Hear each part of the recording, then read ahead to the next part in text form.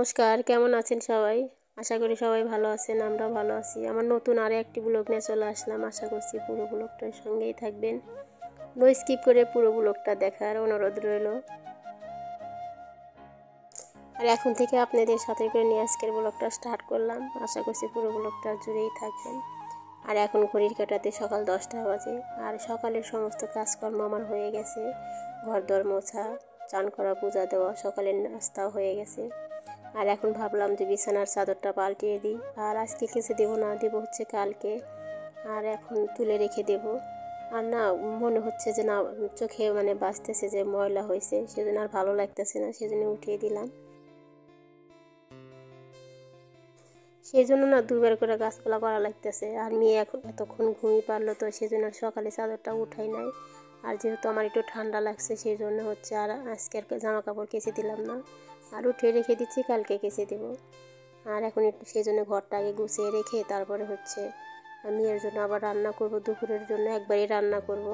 আর সকালে চা খাওয়া হয়ে গেছে। সকালে চা বানাইছিলাম আর হচ্ছে চাপটি ভাজছিলাম, এটা দিয়ে সকালে নাস্তা হয়েছে। আর এখন রান্না করব হচ্ছে দুপুরের জন্য। রান্না করে তারপরে মেয়েকে নিয়ে যাব। আগে ঘরটা গুছিয়ে নিচ্ছি আর হচ্ছে সোফার চাদরটা পাল্টিয়ে নিব।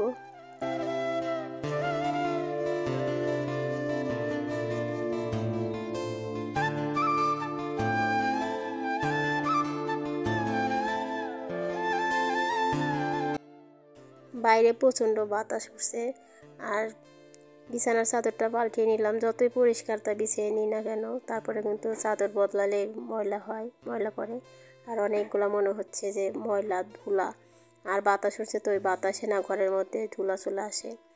আর একটু ঘরটা ঝাড়ু দিয়ে নিয়ে তারপর উঠানটা ঝাড়ু দিয়ে নেব। ওই দুবার করে ডাবল ডাবল কাজ চলতেছে আমার আজকে সকালে। আরও যে মনের মধ্যে খুঁতখুত করে একটা কিছু, ভালো করে যেটা না করব, পরিষ্কার করব যতক্ষণে, ততক্ষণ মনের মধ্যে খুঁতখুত করে, এটাই ভালো লাগে না। আর অনেক ময়লা পড়ছে বাইরে, হচ্ছে যে ফুল গাছ আছে, ফুল গাছের পাতা ফুল ঝরে সব পড়ে গেছে, সেগুলা এখন একটু ছাড় দিয়ে ওই কিনারে রেখে দেব।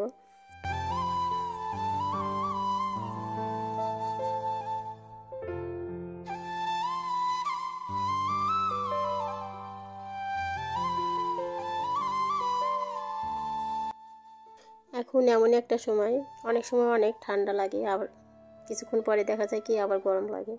তো অনেকটাই বাতাস উঠছিল, এখন একটু থেমে গেছে বাতাসটা। আর এখন আমি রান্নাঘরে চলে আসলাম। আর এখন একটু রান্না করব খিচুড়ি আর হচ্ছে বেগুন ভাজি, আলু ভাজি, ডিম ভাজি। আমার মেয়ে বলছে যে আমি এটাই টিফিনে নিয়ে যাব, তুমি তাড়াতাড়ি রান্না করো। আর সেজন্য রান্নাঘরে চলে আসলাম তাড়াতাড়ি। আর খিচুড়ি রান্না করতে বেশি একটা সময় লাগে না। আর গরম গরম খিচুড়ি খাইতে ভালো লাগে, ঠান্ডা হয়ে গেলে কিন্তু আর ভালো লাগে না। আমি রান্না করে অমনি বক্সের মধ্যে ভরে দেবো, তখন ও যখন খাবে ততক্ষণ একটু গরমই থাকবে। আর আজকে বর আসার কথা আছে, আর জানি না কখন আসবে। কিন্তু আমি তো জানি না যে আসবে, আমি ভাবছি যে রাত্রে আসবে, রাত্রে রান্না করব। আর দেখি যে বিকালে চলে আসছে। আর খিচুড়ি ছিল, খিচুড়ি খাইছে দুপুরে। তাহলে আসলো, তাহলে বলে আসলে আমি রান্না করে রেখে দিতাম। আমি তো জানি না যে ওই এখনই আসবে। আর যাই হোক, আমি এদিকে রান্না করে তারপরে হচ্ছে মেয়েকে নিয়ে স্কুলে চলে যাব। আর রাত্রে আসার সময় অনেকগুলো বাজার করে নিয়ে আসছে, রাত্রে না ওই বিকালে আসছে। আসার সময় অনেকগুলো বাজার করে নিয়ে আসছে, কাঁচা বাজার ওরকম ছিল না বেশি একটা। আর আমাকে ফোন দিয়ে বলছিল যে বাজার আছে কিনা, আমি বললাম যে বেশি একটা নাই, অল্প কিছু আছে। ওরা অনেকগুলো বাজার করে নিয়ে আসছে।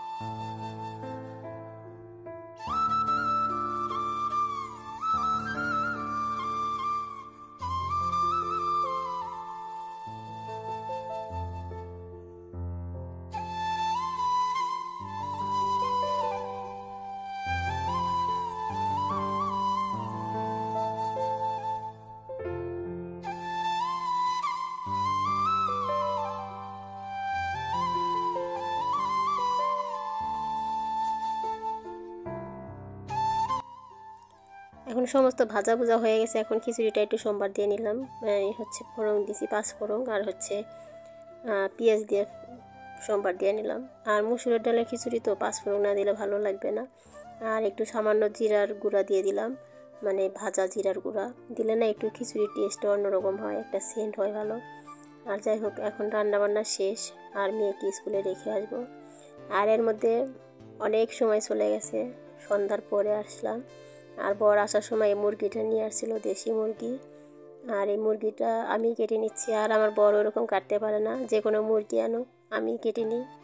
আমার কাটতে তো অভ্যাস হয়ে গেছে, কিন্তু বিরক্ত হচ্ছি খুব, যেহেতু বাইরে খুব ঠান্ডা আর বাতাস। আর বাতাস উঠলে না আমাদের এখানে প্রচণ্ড বাতাস লাগে বাইরে, যেহেতু সামনেটা খোলা সেজন্য।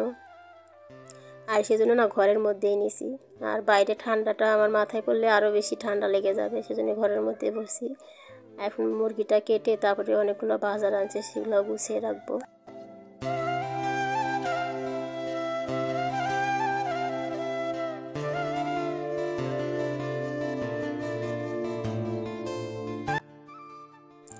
মুরগিটা জানছিল অনেকখানি মাংস হয়েছে, আমাদের 2 দিন হয়ে যাবে। আর রাত্রে রান্না করব খানিকটা, আর খানিকটা রেখে দেবো ফ্রিজে। আর এখন রাত্রে রান্না করবো কিসের জন্য, দুপুরে যে ওই যে খিচুড়ি রান্না করছিলাম ওইটাই খাওয়া হয়েছে দুপুরে, ওইটাই খাইছে। বলছে যে রাত্রে রান্না করো মাংসটা, আর কিছুটা রান্না করবো, কিছুটা রেখে দেবো। আর এদিকে অনেকগুলা ডিমও আনা হয়েছে, আরও রাত্রে বাজার করে নিয়ে আসছে, মানে কিছুটা আসার সময় নিয়ে আসছিলো, আর কিছুটা এখানে যায় বাজার থেকে নিয়ে এসে দিছে। আর যাই হোক, এখন এগুলো আমি সমস্ত কিছু গুছিয়ে রেখে দেব। সংসারে বাজারই হোক, যে কোনো জিনিস হোক, আনার দায়িত্ব কিন্তু স্বামীরই হয়, আর সেগুলো গুছিয়ে রাখার দায়িত্ব একমাত্র ঘরের গৃহিণীরই হয়। আর গৃহিণী চালাইতে পারে, তার সংসারটা কীভাবে চলবে সেই জানতে পারে বা বুঝতে পারে। সেরকম করে আমি একদম যে একবারে সমস্ত কিছু নিয়ে আসবে, যে আবার একদম তাড়াতাড়ি খেয়ে শেষ করে দিব তা কিন্তু না। সংসারটাকে যা আমাকে চালাতে হয়, সেজন্য আমার মতো করে কিন্তু আমার সংসারটাকে আমি চালাই। আর যেহেতু শহরের বাড়ি থাকি ভাড়া দিয়ে, আর অনেক টাকায় কিন্তু মাস গেলে চলে যায়। আর আমাদের আহামরি ওরকমও কিন্তু কামাই বা রোজগার না, সীমিত রোজগার, এর মধ্যেই আমরা চলি। যেহেতু আবার একটা মেয়ে আছে, সেটার পিছনে অনেক টাকা মাসে খরচা হয়, সেটা আমাদের বুঝে শুনে চলতে হয়। সেরকম করে সংসারটাকেও চালিয়ে নিই। আর অনেকগুলো একদম একসাথে আনলে কি হয়, ওই বুঝে শুনে কিন্তু চলতে পারি, সেই জন্য আর কি। অনেকগুলো ডিম এনে দিছে, আর শীতের মধ্যে না একটু ডিমটাই কিন্তু বেশিই লাগে। ওই দেখা যায় মাঝে মধ্যে আমারও খাওয়া হয়, শরীরটা খারাপ লাগে যখন আমিও সেদ্ধ করে খাই। আর মেয়ে তো প্রতিদিনই ডিম খাইতেই হয়, একদিন মানে প্রতিদিন না খেলে একদিন পর পর খাই মেয়ে ডিম। আর মেয়ে যেহেতু ডিমটা বেশি পছন্দ। এর মধ্যে 2 রকমের শাক আনছে, হচ্ছে সবুজ শাক আর হচ্ছে মূলার শাক। তার জন্য আমি ওকে বকাও দিলাম। মানুষ হচ্ছে 3 জন, আর আমার মেয়ে ওরকম শাকটা বেশি খায় না। আবার হচ্ছে পেঁয়াজ কলি আনছে, পেঁয়াজ কলি তো ওরকম থাকেও না। আর সেই জন্য বকা দিলাম যে এত শাক আনছো কেন। আর মানে আসার সময় নিয়ে আসছে, আবার উনি বাজারে গেছিলো, রাত্রে আসে, তারপরে আবারও নিয়ে আসছে। তো অনেকগুলো সবজি আনছে, আর হচ্ছে না বেশি দিন কিন্তু থাকেও না। আবার এখন শীতের দিনে এখন নষ্ট হয় না বেশি একটা, ও যে বাসায় থাকে না তো সেই জন্য। আবার অনেক সময় দেখা যায় না থাকলে আমাকে আবার বাজারে যেতে হয়, আর আমার বাজারে যেতে একদম ভালো লাগে না অনেক লোকজনের মধ্যে, সেজন্য না আমি বেশি একটা বাজারে যাই না। মানে যখন দরকার পড়ে, মানে আর চলতেই পারছি না তখন যাই। আর বাড়িপুরে আসলে তো আমি যাই না বাজারে, তখন বাসার উপরে থেকেই নিয়ে নিই সবজি। আজকের মতো এখান থেকেই বিদায় নিচ্ছি, আবারও দেখা হবে নতুন ব্লগের সাথে। ততক্ষণ সবাই ভালো থাকবেন, সুস্থ থাকবেন। সবাইকে নমস্কার জানিয়ে আজকের মতো বিদায় নিলাম।